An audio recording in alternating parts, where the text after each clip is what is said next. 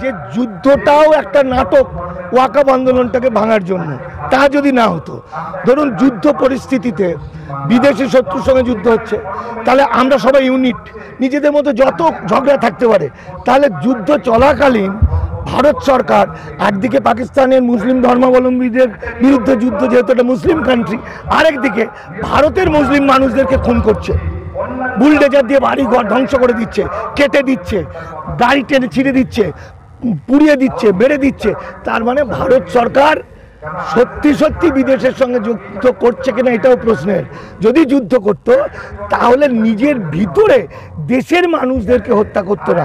বলুন তো, যুদ্ধে যারা যাচ্ছে সোলজার, তারা তো বিভিন্ন ধর্মের আছে, তারা উদ্বাস্তু আছে, মুসলমানরাও আছে। তাহলে যে সোলজারটা যুদ্ধের মধ্যে থাকবে দেশকে বাঁচাতে, সে যদি তার মনের মধ্যে থাকে আমার মা বাঁচবে কিনা, আমার ভাই আজকে লেবার খাটতে গেছে মধ্যপ্রদেশ, ট্রেনে করে গেছে গুজরাট, সেখানে আমার ভাইটাকে মেরে দেবে না তো? যেভাবে শুরু হয়েছে, তাহলে যদি এটা সত্যি সত্যি যুদ্ধ হতো, তাহলে ভারতবর্ষ থেকে মুসলিম ধর্মাবলম্বীদের নিধন করার উৎসব চলতো না।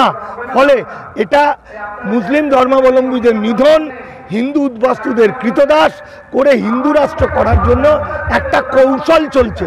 আর যদি সত্যি সত্যি যুদ্ধ বাঁধে, তাহলে সেই যুদ্ধে আমরা প্রত্যেকে, ইভেন মুসলমান হিন্দু সবাই ভারতবর্ষের জন্য নিজেদের জীবন কুরবানি দেওয়ার জন্য প্রস্তুত, যেটা মুসলমানরা চিরকাল দিয়েছে, সবচেয়ে মুসলমান সমাজকে কাঁদিয়েছে। আপনারা জানেন যে আগের সরকার বুদ্ধদেব ভট্টাচার্য শুধু মাদ্রাসায় সন্ত্রাসবাদী তৈরি হয় বলেছিল বলে কি অবস্থা হয়েছিল, ঠিক একইভাবে মতুয়াদের মধ্যেও একটা প্রচারিত হয়েছিল যে মমতা বন্দ্যোপাধ্যায় গুরুচাঁদ ঠাকুরকে নাকি গরুচাঁদ বলেছে, যে কারণে তারা মমতা বন্দ্যোপাধ্যায়ের কথা শোনে না। এই দিন যে কথাটা উনি বলেছেন, সেই কথাটাই সমগ্র পশ্চিমবঙ্গের মুসলমান সমাজ এতটাই ব্যথা পেয়েছে, এতটাই যন্ত্রণা পেয়েছে এবং তারা প্রতিবাদী হয়ে উঠেছে। কিন্তু একটা কথা আমার ঠিক, আজকে তিনি যেটা বলেছিলেন, কবে বলেছিলেন, আজ থেকে 5 দিন আগে, যে আমি এটা বিশ্বাস করি না পশ্চিমবঙ্গের কোনো এসপি বা আইজি বা ডিজির বাবার ক্ষমতা আছে মুখ্যমন্ত্রী বলার পর তার মুখের উপর কেউ ভায়োলেট করে। আজকে 11 তারিখ, মানে ঘটনাটা বলার 5 দিন পর আমি এখানে বক্তব্য রাখছি, এখানে প্যান্ডেল, তাই তো? তার মানে পারমিশনটা এসছে, তার মানে পুলিশ পাহারা দিচ্ছে।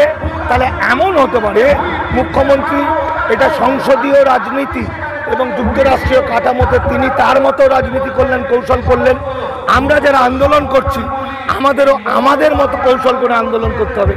আলটিমেট সবার সঙ্গে যুদ্ধ না লাগিয়ে আসল কাজটা করার কথা, অর্থাৎ উনি যেভাবে কৌশল করলেন, কেন্দ্রের 256 নম্বর ধারা, সেটা কি বলছে, কেন্দ্রের আইন রাজ্য সরকার না মানলে সেখানে রাষ্ট্রপতি শাসন জারি।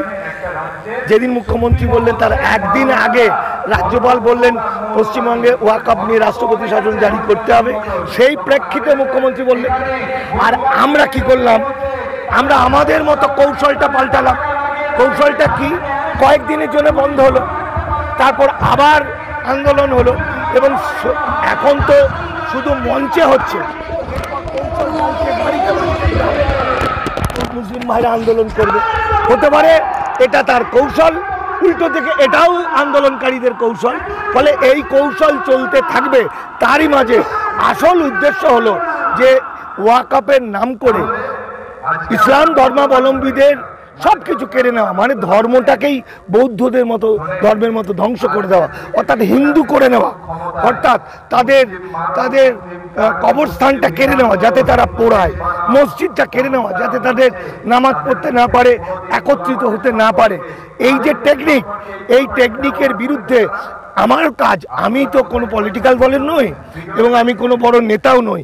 আমি চারণ কবি মুকুন্দ দাসের মতো কিংবা একটা পাহারাদারের মতো আমি বলে বেড়াই জাগদে রহো। আমি আসল ব্যাপারটা বলছি।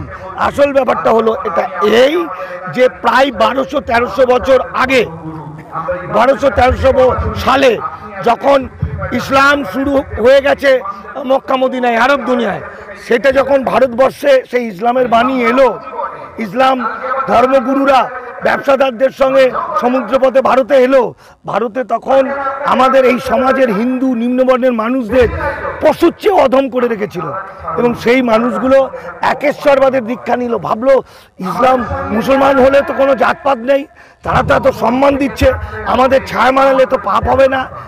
তখন তারা একত্রিত হয়ে মুসলমান হলো। তাহলে একদল মুসলমান হলো, একদল হিন্দু থাকলো, দুটো পক্ষের মধ্যেই ভাব, কারোর সঙ্গে কারো বিরোধ ছিল না। তখন আরব দুনিয়া থেকে প্রচুর টাকা আসতো মসজিদ মক্তব তৈরির জন্য, গোরস্থান। এপারেরও বহু লোক বা রাজা বাদশারা জমিদাররা অনেক টাকা দিল আল্লাহর নামে।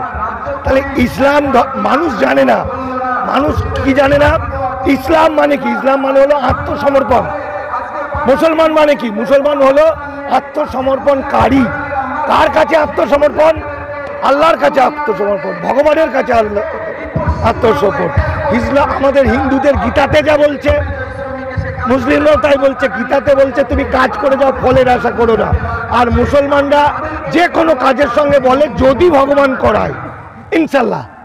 ফলে হিন্দুর সঙ্গে মুসলমানের কোনো বিরোধ নেই, এরা কায়দা করে বিরোধটা করে দিচ্ছে। নারায়ে তাকবীর, আল্লাহু আকবার, মানে আল্লাহ ভগবানই সব। তাই তো দেখতে পাচ্ছি ভারত পাকিস্তান যুদ্ধ চলছে, তারই মাঝখানে এই ওয়াকফ আন্দোলন, এটাকে কিভাবে দেখছেন? দেখুন, ভারত পাকিস্তানের যুদ্ধটা অনেক প্রশ্নের মুখে এসে গেছে। তার কারণ আমার মনে হচ্ছে যে যুদ্ধটাও একটা নাটক ওয়াকফ আন্দোলনটাকে ভাঙার জন্য।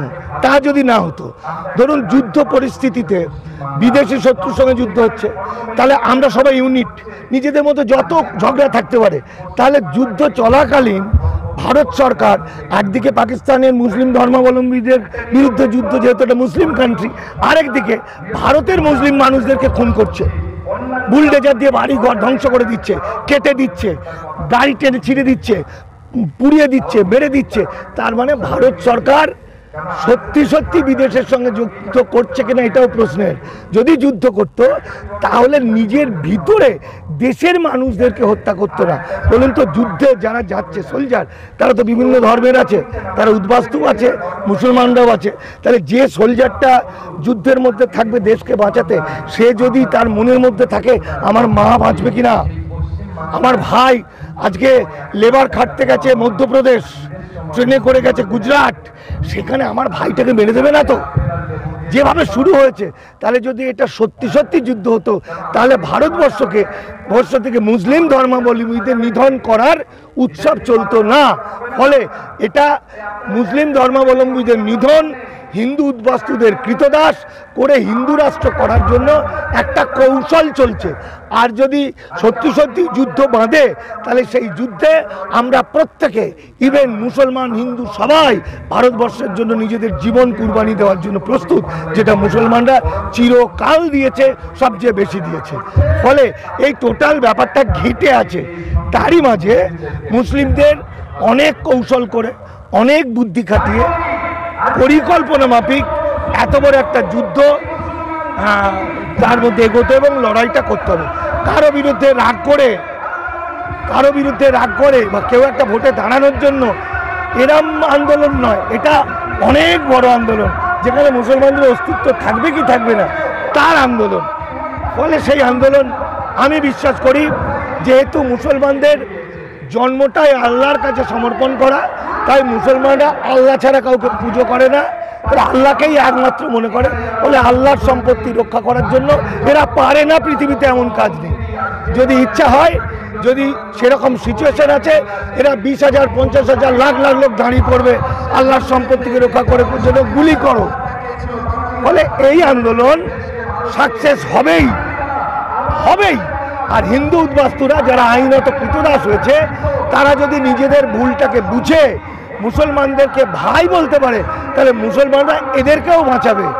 আসলে ইসলাম যে শিক্ষাটা দিয়েছে, সেই শিক্ষাটা মানবতার শিক্ষা, মনুষ্যত্ব এবং শান্তির শিক্ষা। ঠিক আছে।